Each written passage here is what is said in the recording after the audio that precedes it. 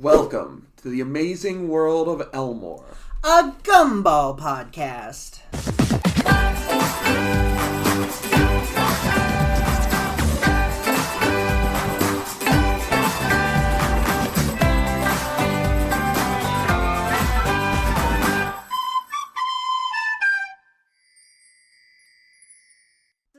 This is the first episode. Yeah. This is technically our first episode. We've been talking about doing this for like how many weeks now? Probably how many months at this point. Absolutely. It was still a fragment of an idea, when we were in like season 3 or 4 of Gumball, I think.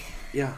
And 3 whole seasons and a couple of weeks extra later, here we are. And I think I can easily follow my transition of when we started watching the show being like, yeah, this show's good, to like, wow, this show's like really special, and then being like, man, I almost want to do podcasts about this, and then we got to like 4, 5, and 6, and it's like exponential.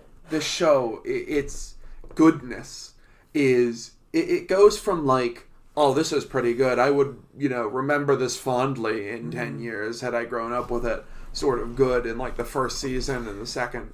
Maybe like the front half of the second. Right. But then very quickly it starts getting really good. And like I said, that's exponential. So by the time you hit like 3rd season and you start getting into those like really good episodes about like halfway through, then it's gone so much higher than every other show that it's something I can finally be passionate about. Be like, yes, I would do a podcast. This is important. Yes. Well, anyway, I guess we should finally introduce ourselves. Welcome everyone. Welcome to the podcast. Hello. This is, as you heard in the beginning, the Amazing World of Elmore. A Gumball Podcast. Only this one time. Only this one time. As you will come to learn with our episodes, we're going to be replacing a blank for this episode, it's a gumball, but we're going to be replacing that word with whatever pertains to that episode. But we're calling it Gumball because A, it's an easy title for a podcast, and B, because this officially was known as Gumball, this early reel, before it was the Amazing World of Gumball. That's right. We're talking about the early reel of Gumball. This is as far as I know, the earliest Gumball content chronologically.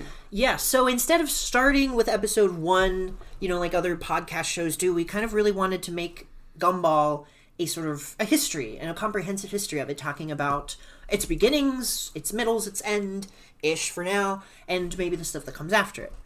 So instead of just, hey guys, we're talking about this episode, we're going to review it and talk about what we liked about it. It's going to be more of an overall, just declaration of love for the show, I guess is the easiest way to describe that. But we still haven't introduced ourselves. Yeah. You want to start with that? I would love to. First. I am Theo. My pronouns are he, they. And I'm an artist. I'm an actor. And I love Gumball.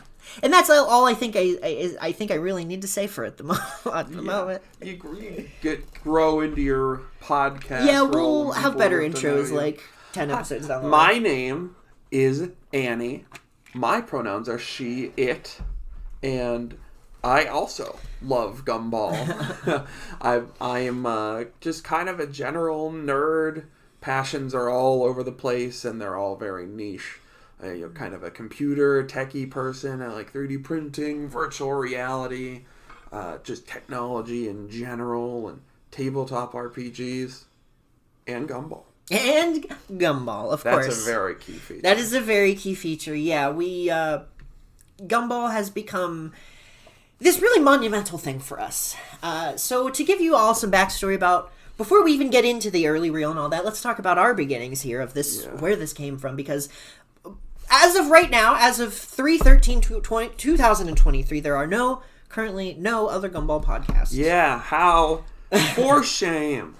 For shame, Gumball community, but also lucky us, because that means we get the first one. We get to be the first, as far as we're aware. Maybe there's one in like Russia. That is absolutely possible. I did research, I couldn't find any. There were episodes of TV podcasts talking about Gumball for an episode. TV or animation podcasts but it was no Gumball exclusive. No one respects Gumball enough to make a podcast out of it, and frankly, that's a problem. And I feel like with Gumball, people kind of just look at it and feel like it's style over substance, and I think that's just so untrue. Yeah, I think frankly, I think the style really comes from the substance. I think the type of story that they eventually go on to tell throughout the entire arc of the whole show definitely feels very in line with a show that would look the way Gumball does. Absolutely. And in case you didn't know, this podcast is obviously very queer. Yeah, right. And very 420 We have a person friendly. in here using it pronouns. That's like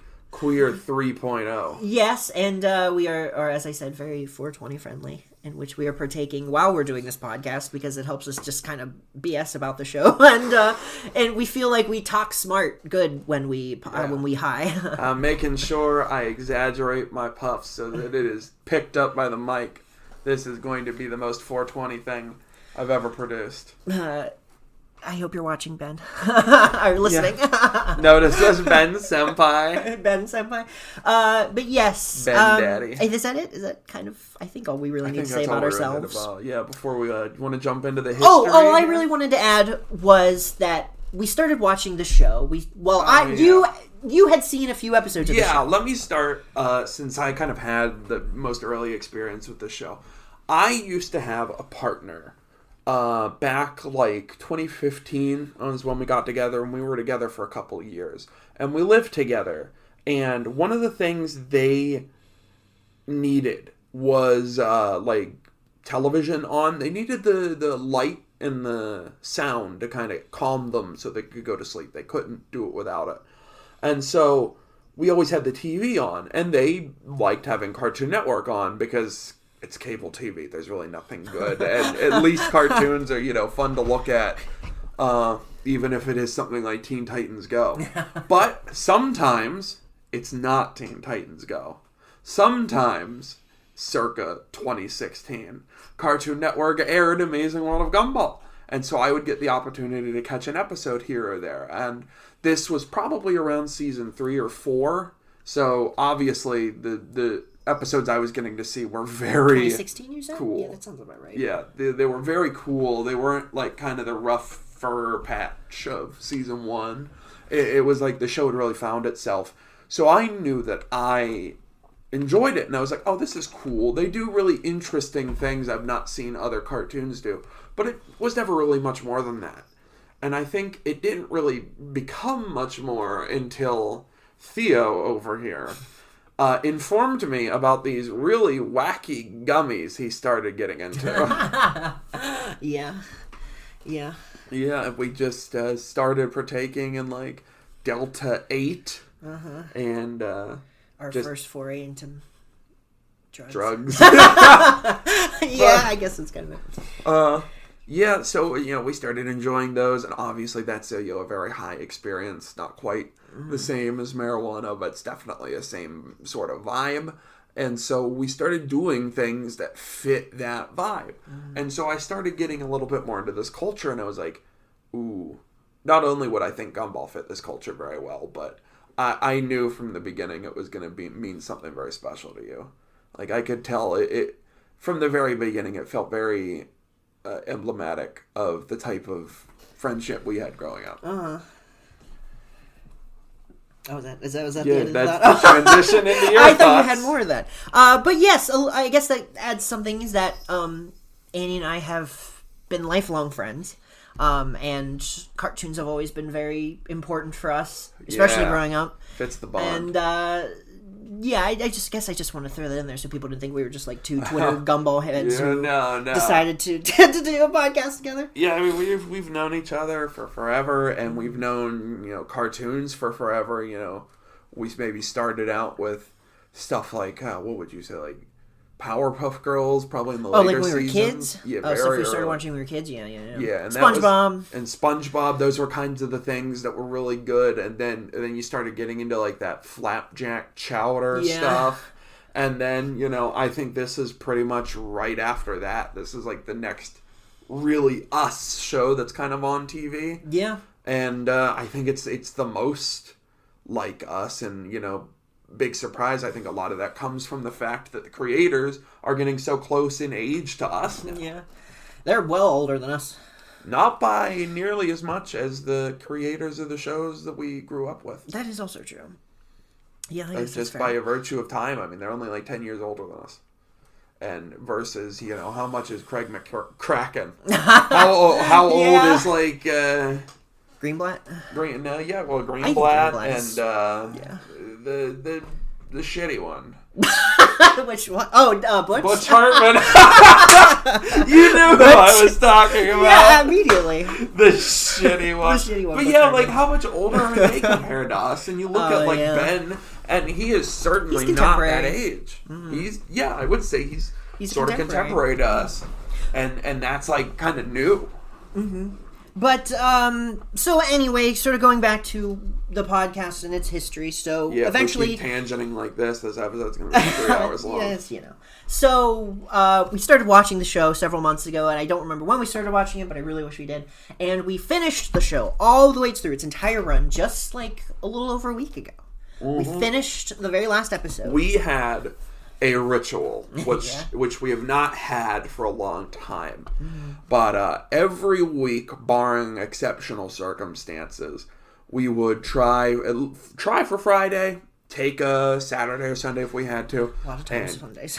Get high, and just watch this show for like 5, 6, eventually we got to like 10 episodes at a time. Yeah, at the end we started trucking through. Yeah. Mm-hmm. Because it was just so good. It's just so hard to not consume this show. It's such a good binge show. It's such really a good binge show. Yeah.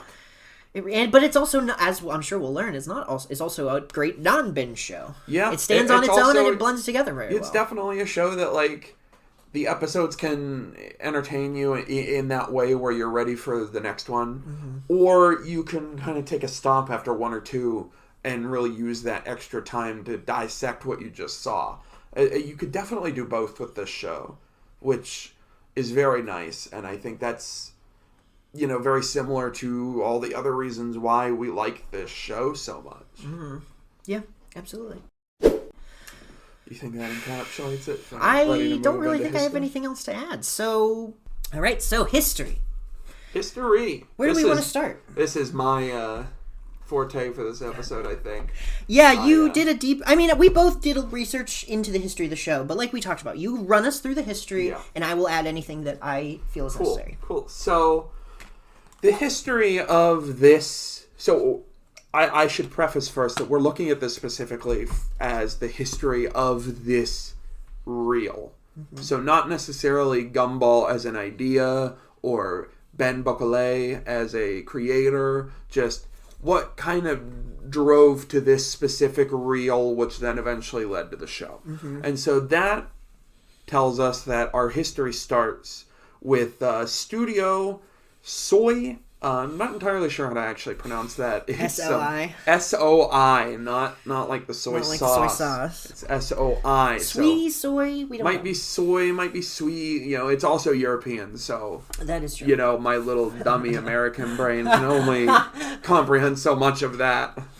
But yeah, so Studio Soy, as I'm going to be calling it, is an independent studio based in Ludwigsburg, Germany. There you go. So it is a German studio. It was founded in 2003 by 7 animation directors. Excuse me. This was immediately after they're getting out of school. Their kind of goal was they wanted to create long working relationships with the people they worked with.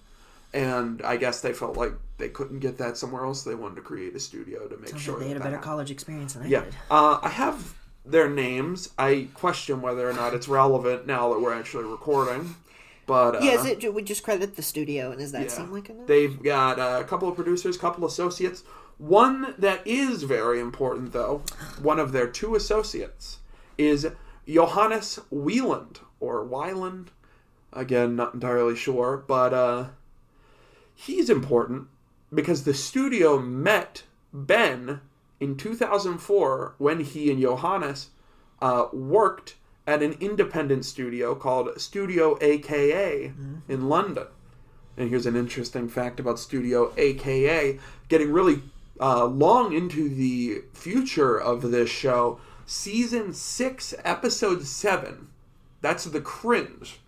Gumball and Hot Dog Guy are trying to figure out why their relationship is so awkward. And they go through their repressed memories, and an art style change happens.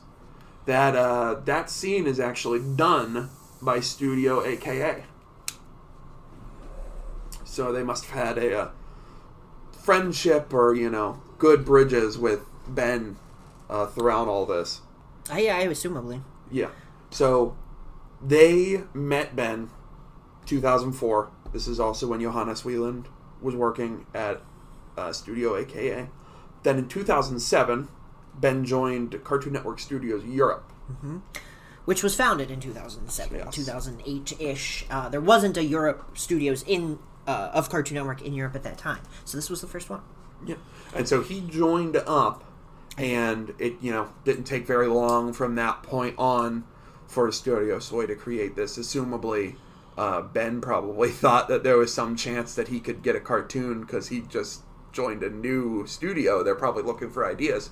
Yeah, and they Cartoon Network was looking for people to pitch ideas to them.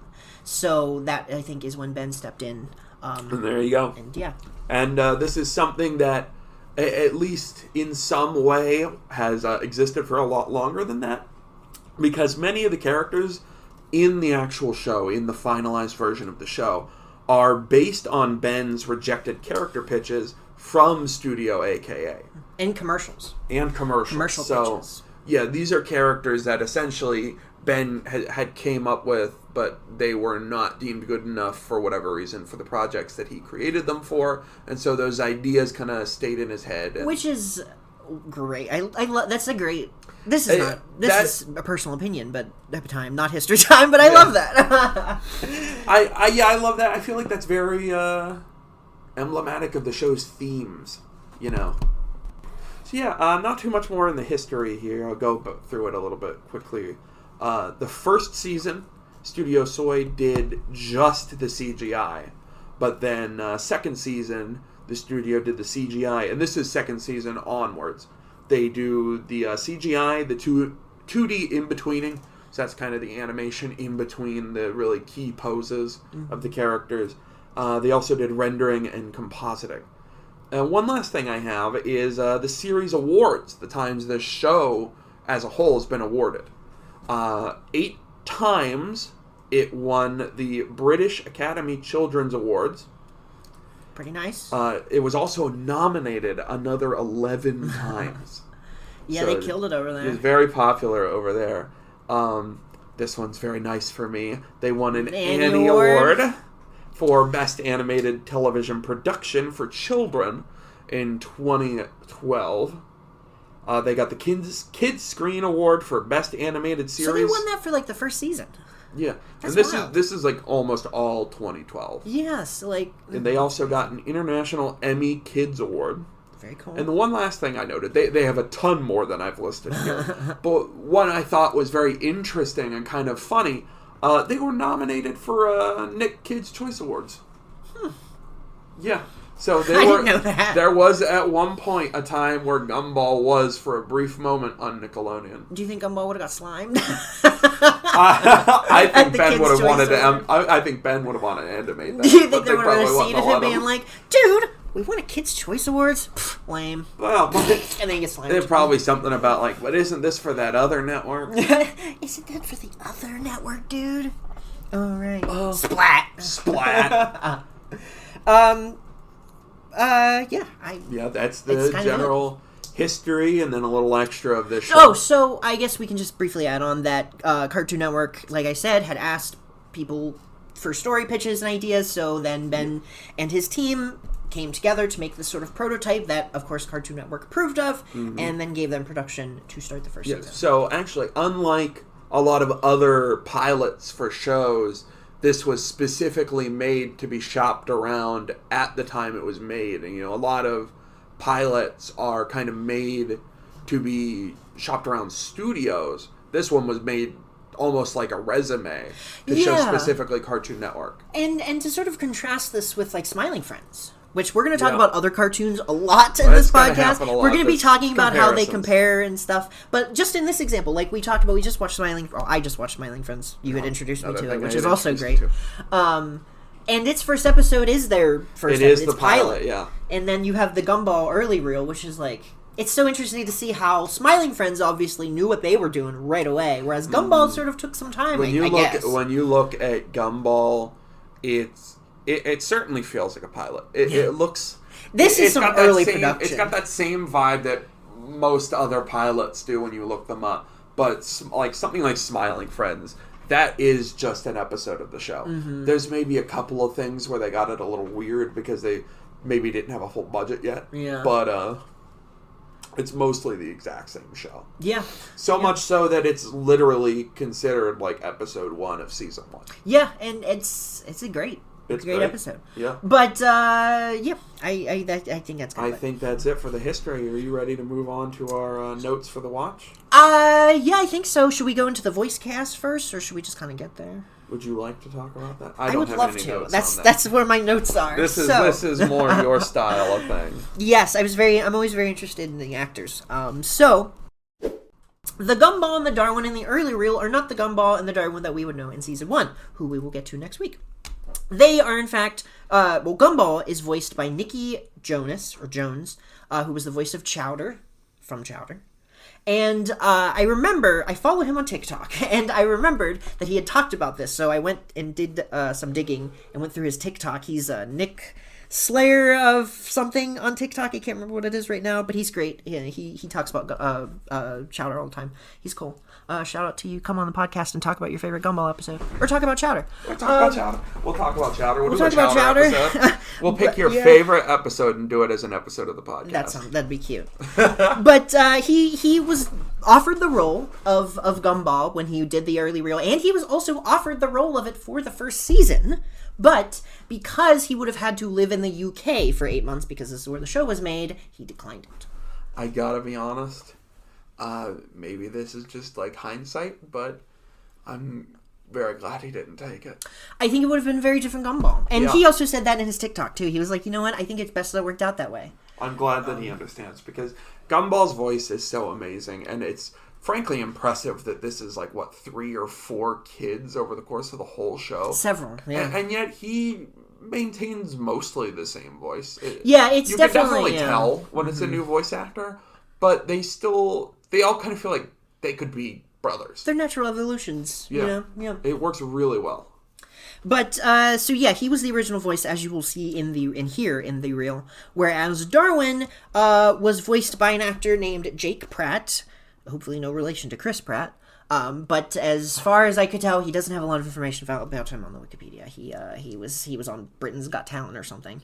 And he didn't do the voice of Darwin after this, so I don't know if they didn't offer him the role or not, or if he declined. But I don't know. For all we know, this could be like the son of a guy that worked at like Studio AKA, because they are based in the UK. And that is also true, because he does have a British voice, or he has a British accent. Actually, he has a British accent. He is not. He's definitely not black coded in the reel. That's rewatch talk. We're still in history section. You're right. Would you like to transition?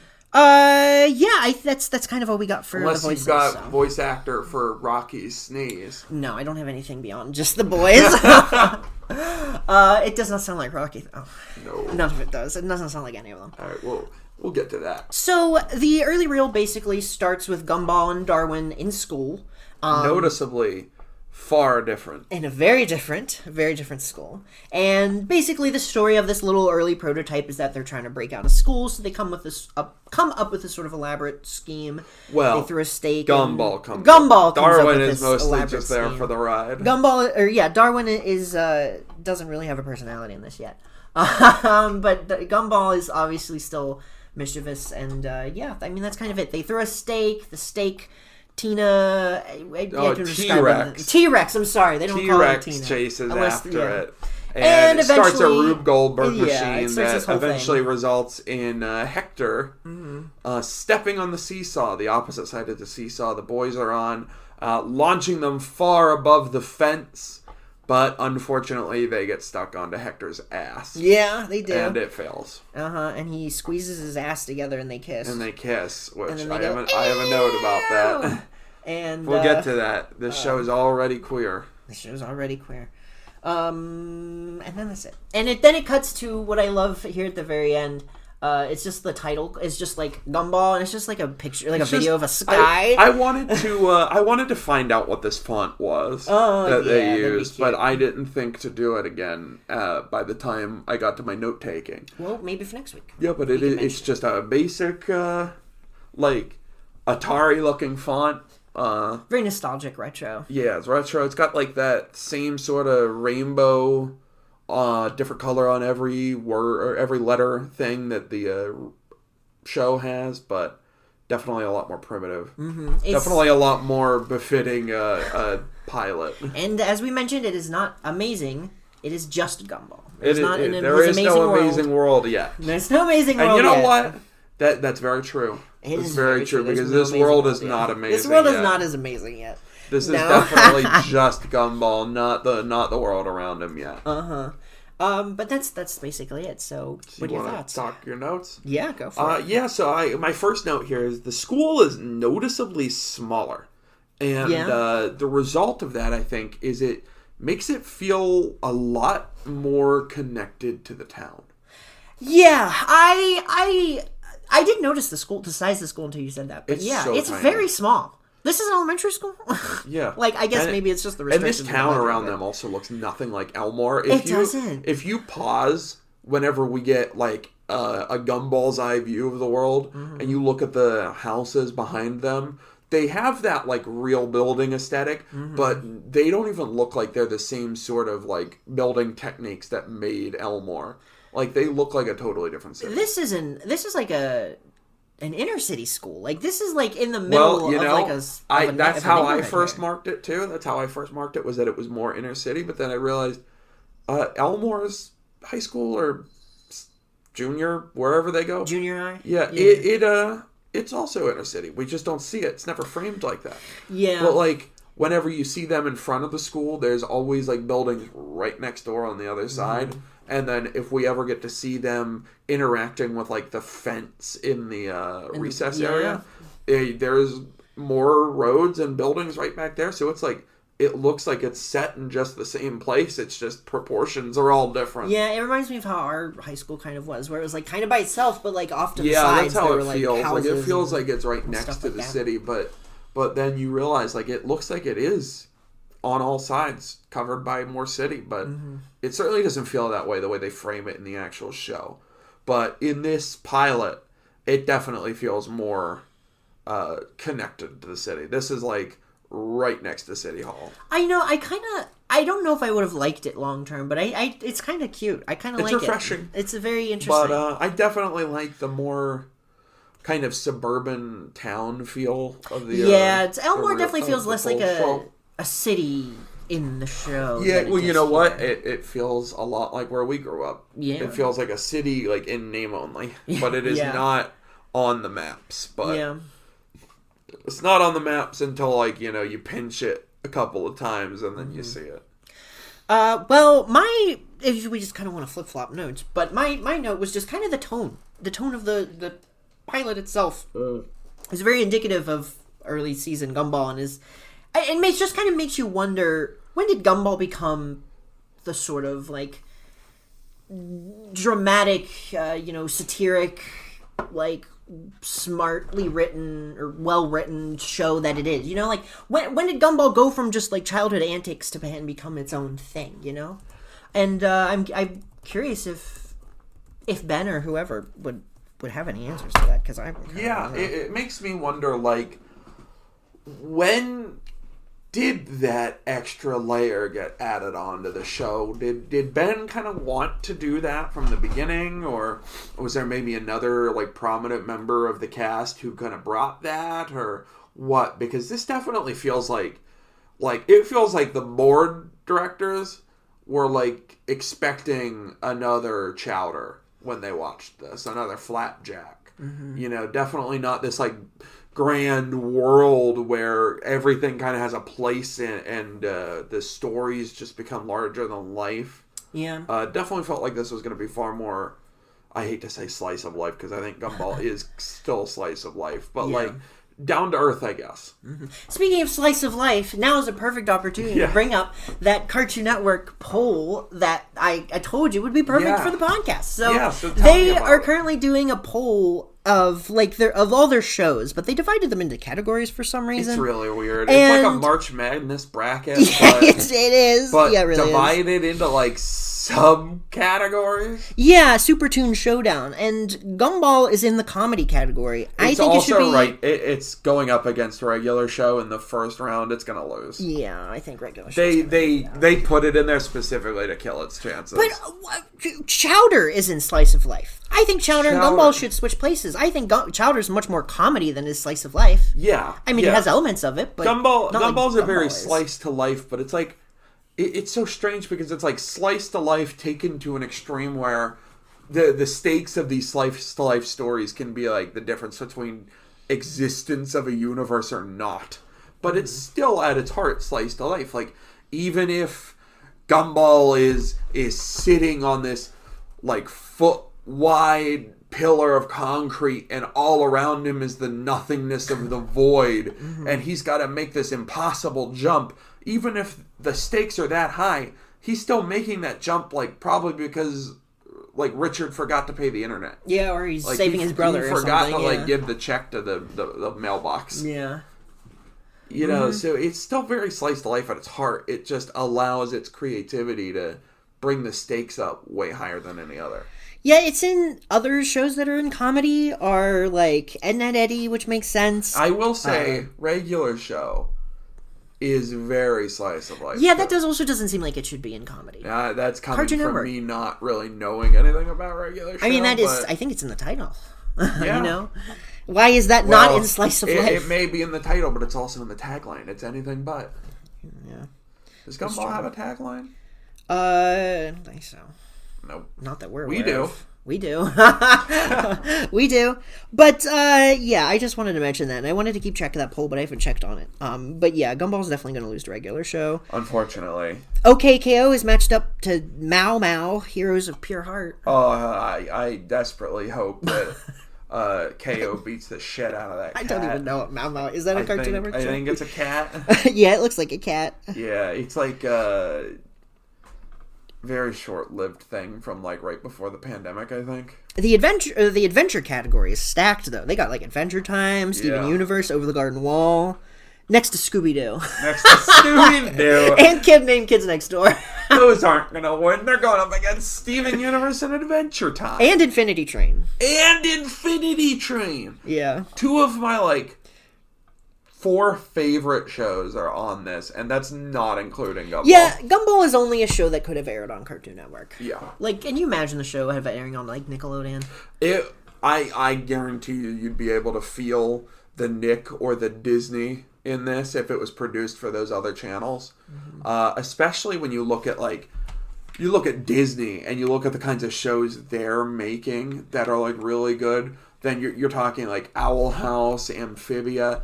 And then those shows, even when they're very different, are very homogenous. And you can't be an oddball in the way that Gumball's an oddball in there. And you can't be an oddball like Gumball is on Nickelodeon either, because then you're not SpongeBob. Yeah.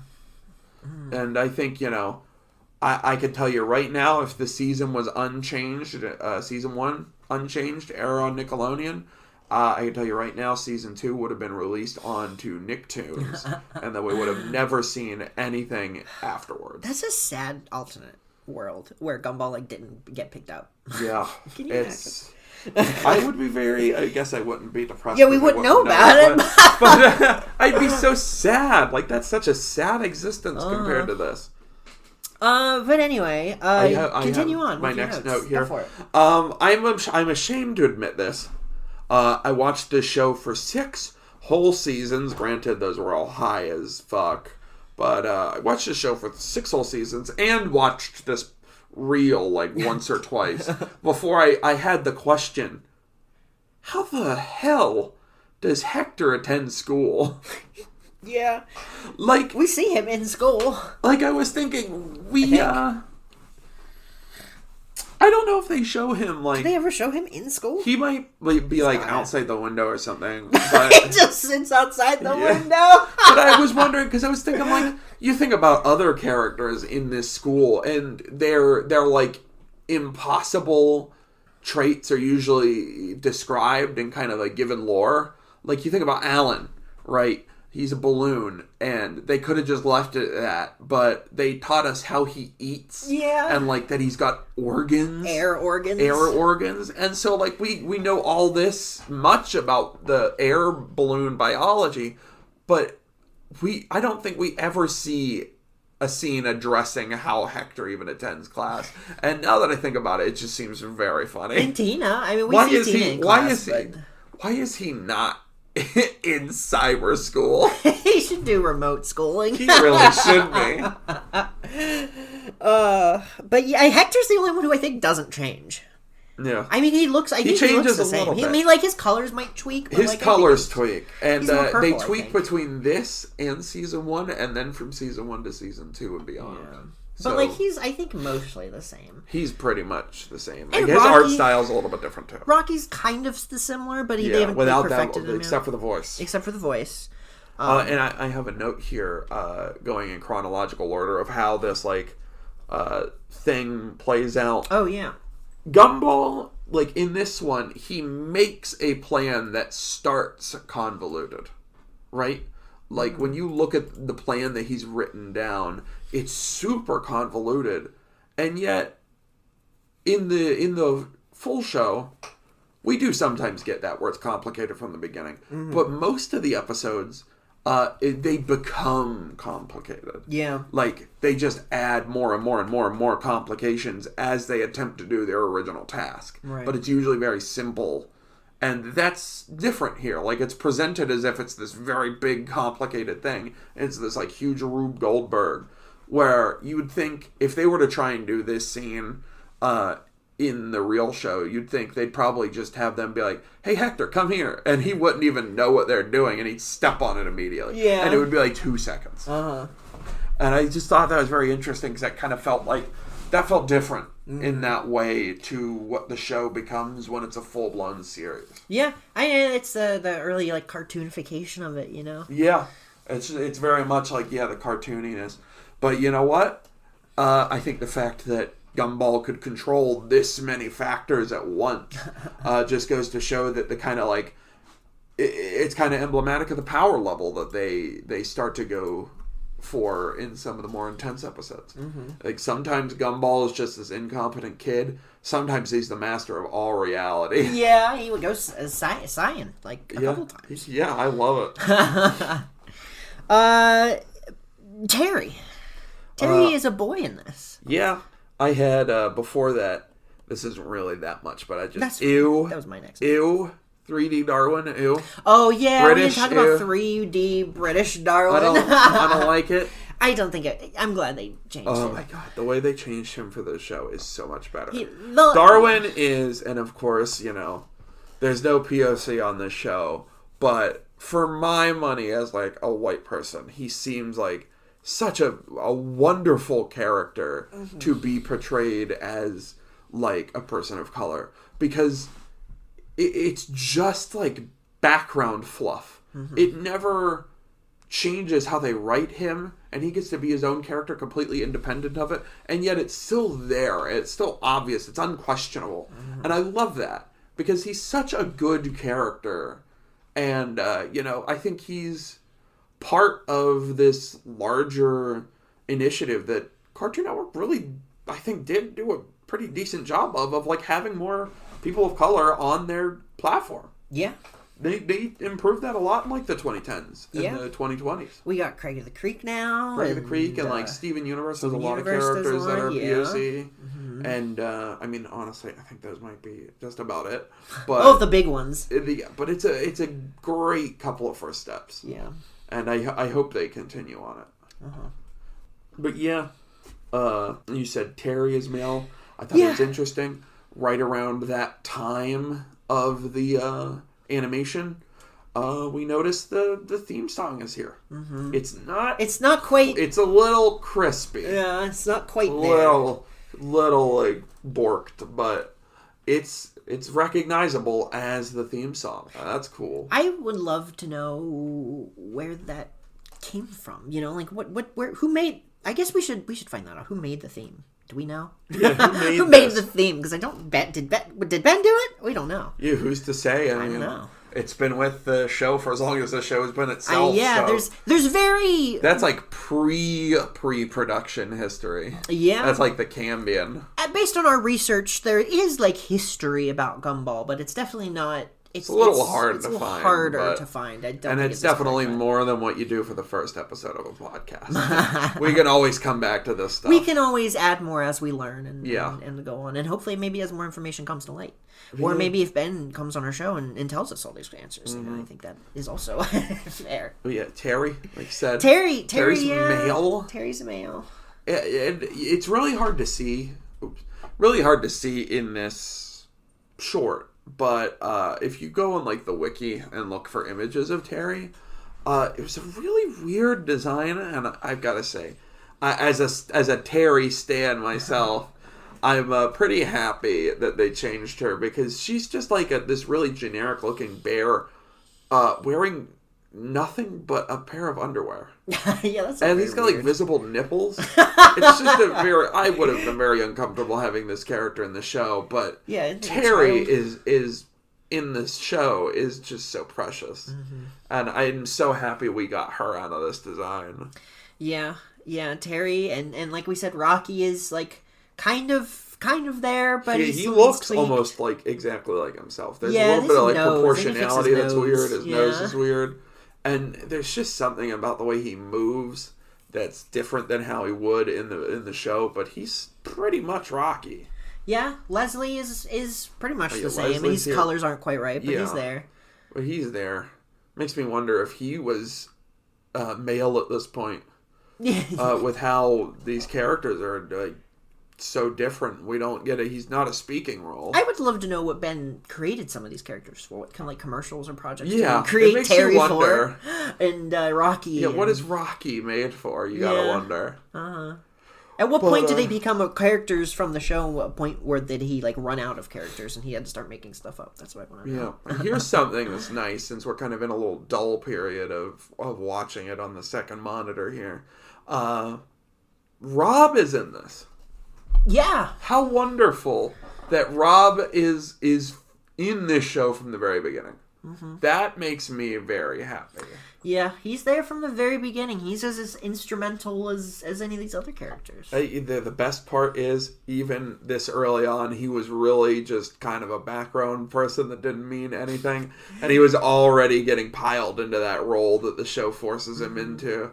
And it's great. And he's ugly in season 1, so he's hideous, and I'm sure if we got a closer look at him in this, he wouldn't look much better. Yeah, it's unfortunately very hard because a lot of these videos are. It's a lot of it is kind of, frankly, going off of what people on the internet say, because I wouldn't have been able to tell you that was Rob. Just going off my base site. Yeah, I see that Miss Simeon is in here somewhere, but when you look at the I have very yet to see her. I think she's like the very first, but you can't see because like the video quality is not that great. So. Yeah, I don't know how people kind of pick up on that, but I guess good for them. What is this purple thing here? What is that next to Bobbert? Right next to Bobbert's head down. Bobbert's there. What's underneath it? What's that black orb? I don't know. We didn't talk. I can't believe we didn't make notes of this. Alan is getting paired up with Masami and not Carmen. Carmen gets yeeted off the wheel, the merry-go-round thing. The merry-go-round thing. I feel like she is not a merry-go-round girl in the actual show. I feel like she would not want to be on the merry-go-round. Makes you wonder, like, what are the age of these kids too? Because they almost seem like too old for that. They seem a little younger here. At least Gumball and Darwin definitely do. I think they went from like, what are they, like 10 and 9 or 12 and 9, 12 and 10. That's kind of cute because it definitely feels like they grow up in the show. So it's almost like they grew up between the pilot and then the show, and then throughout the show they grow up even more. Absolutely. That's very nice. Do you have any more notes about the early room? Yeah, I wanted to say that, at the very end, the kind of stinger, the final joke they leave us with is Hector just clenches those ass cheeks and smushes these two together, and we don't see it, but it's implied that they kissed because of that. Mouths are at the same height, and they're all obviously freaked out about it. We're supposed to laugh at that, but I couldn't help but feel like this show was very queer all the way from the very beginning. That's, definitely not a super normal experience in the real world for queer people kissing their own brothers, but it is still two boys kissing. Yeah. And also, I thought it was very funny, too, because it shows that even from the very beginning, psychologically torturing these children with trauma was something Ben wanted to do. Yeah, that's very true. He was like, how many ways can we hurt these kids? Yeah, there's so much of this show is just watching these kids get traumatized and recognizing that, like, oh, honey, you're going to have to talk about this in therapy 10 years from now. What does it say about Ben's childhood? What secrets does he have? Maybe that's it. Maybe this is quite telling. Gumball is supposed to be a caricature of Ben. And I guess last detail there, that we see none of the other Wattersons. We get no other Wattersons. We don't see other Wattersons. Makes you wonder, assumably Richard and Nicole would have existed in some form, but perhaps Anais did not exist at this point. Yeah, that's a good point. I wonder when she came along, Yeah, and it's very interesting because she does kind of exist in a liminal space that I don't think shows go to too often. In this kind of show, I'm trying to say that, like, lesser shows would have had it just to be Gumball and Darwin, and they wouldn't have had a third sibling. But this show was like, we want to have, like, a girl in the family, and we want to have, like, a child, like, younger, want to have another character and another child to be in this family. And I don't think we get that as often as maybe we should. Having, characters that are deeply related, but not directly a part of the big, like, dynamic duo or whatever. Like, she's a main character, but she's not the main character like Gumball and Darwin. Right? Yeah. She's a main character in the way that the rest of the family is, and that only when she's relevant. Anything else? That is just about all I had. I guess I did note that this is very short. Even for a pilot, this is very short. How long is this? It's not even technically a pilot. It's just kind of an early... It is just a reel. It is technically a reel, not a pilot. But it's about a minute and a half long. But yeah, that's very short for early content for shows like this. They're usually at least a little bit longer than that. Yeah. And I did wonder, what do you think got Cartoon Network to actually take this as a show? Was this reel made to prove to them what the show was going to be, or was it already kind of like soft greenlit and this was just to kind of test their ideas? Well, as far as the research has led to me, that this reel was made, and I believe this is what got Cartoon Network to approve. So what do you think? What do you think about this? That Cartoon Network liked? I mean, it's definitely different than what else they had at the time. Yeah, 2008. This is when this was made. I don't know when this was shown to Cartoon Network because Gumball didn't premiere until 2012. A little bit earlier than that, but it was created in 2008. So. Yeah, so maybe they didn't. I don't know if they showed this to them then, but this was probably showed to them, and you got to think, if this was like 2008 that this was getting shown, I think that would make this pre-Adventure Time. Yeah. And I think that's probably a big... Did that come out before I think that was like 2010. So it was pre-Gumball. No, it's Adventure Time is post-Gumball. Oh, well, Gumball didn't come out till 2012. Well, post the reel.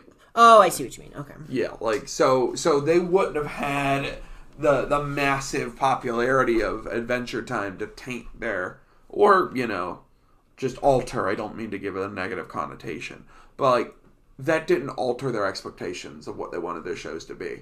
So in that sense, like if it was shown to them in 2008 or whatever, I would argue that this is probably like the last, or at least like the culmination of that Flapjack Chowder era of Cartoon Network. Yeah, I think there's something there for that. Yeah, this is definitely, you can see that through line.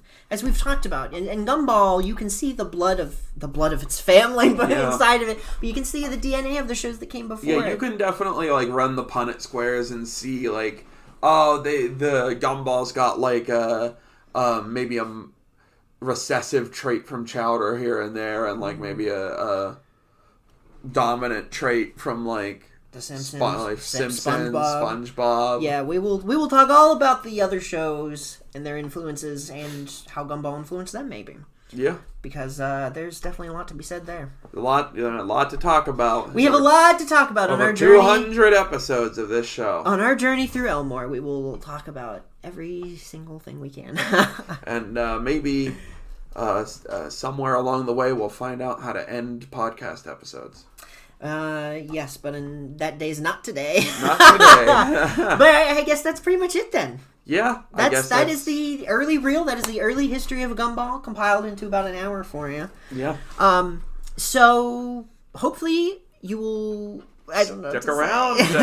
Hopefully you guys will. Hopefully this gets to a couple of people, and you couple of people hear it. And there are think Gumball you like fans it. out there on Twitter. If you are the couple of people that made it this far into the episode, like, I want you to know that this podcast is for you.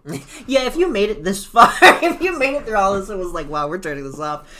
Congratulations. Thank you. Yes, thank you stick around, very much. Where it's going to be more exciting when we actually have actual episodes to talk about. Yes. And, hopefully, we can grow and evolve together, and I hope that there are some people that see the value in what we're doing here and want to stick around. And if that describes you, hopefully by the time this episode comes out, you can find us on every platform as Tawelpod. TAWELPOD. That's Tawelpod. Sounds like towel. It sounds like spelled towel. like towel. Is spelled with an A. That's the Amazing World of Elmore podcast, just kind of shortened into a nice little acronym for you. Something that's not so terribly arduous. But that is us on Twitter. Follow us on Twitter. We are at Tawelpod. That's where you'll stay up to date on all the random stuff and shit posts that we probably retweet. Whatever we end up doing with that Twitter account. Whatever we end up doing with that Twitter account. But next week we're going to talk about the very first official episode, the DVD. The DVD and its sister episode. Which I don't remember the title of, but probably not important. Probably not as important as what it's to come. No. But thank you guys very much for listening. We hope that you enjoyed this. We'll stop rambling now.